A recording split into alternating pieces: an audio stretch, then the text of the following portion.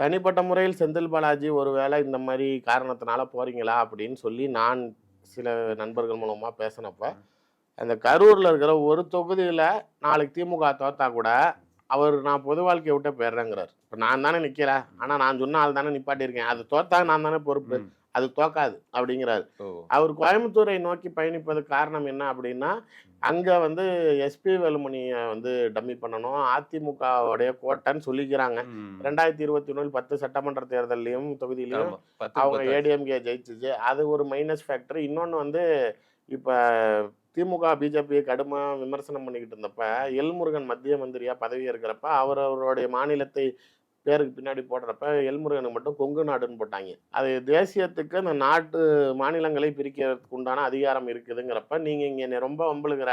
ம். நீ சவுத்துல மட்டும் தான் டிஎம்கே ஸ்ட்ராங்கு. கொங்கு பகுதியில இல்ல. கவுண்டர் சமூகம் எடப்பாடி வந்ததுக்கப்புறம் அங்கிட்டு அவன் தான் வெயிட்டு. ம். அப்ப ஒரு சீரியஸ் டாக் டெல்லியில போனப்ப, அந்த கொங்கு நாடோடைய கேபிட்டலா கோயம்புத்தூர் தான் ம். அப்படின்னு வச்சிருந்தாங்க. ஓ! ஸோ இண்டஸ்ட்ரீஸ் இருக்கக்கூடிய பகுதி மான்செஸ்டர்ன்னு சொல்றோம். அங்க ரூல் பண்றதுங்கிறது தான் பவர் ஃபேக்டரி. கோயம்புத்தூர் மாரி ஒரு மெட்ரோபாலிட்டன் சிட்டில அவர் ரூல் பண்றது தான் அவருக்கும் நாளைக்கு நியர் ஃபியூச்சர்ல அந்த கொங்கு பகுதியவே தன் கண்ட்ரோல்ல வச்சிருக்கார் செந்தில் பாலாஜி அப்படிங்கிற ஒரு அரசியல் மைலேஜ் தான் அவருக்கு பிளஸ் ஃபேக்டர். ஆச்சி மசாலா. எந்த சமையலும் ருசி தேடும் ரகசியம் 20 ரூபாய்.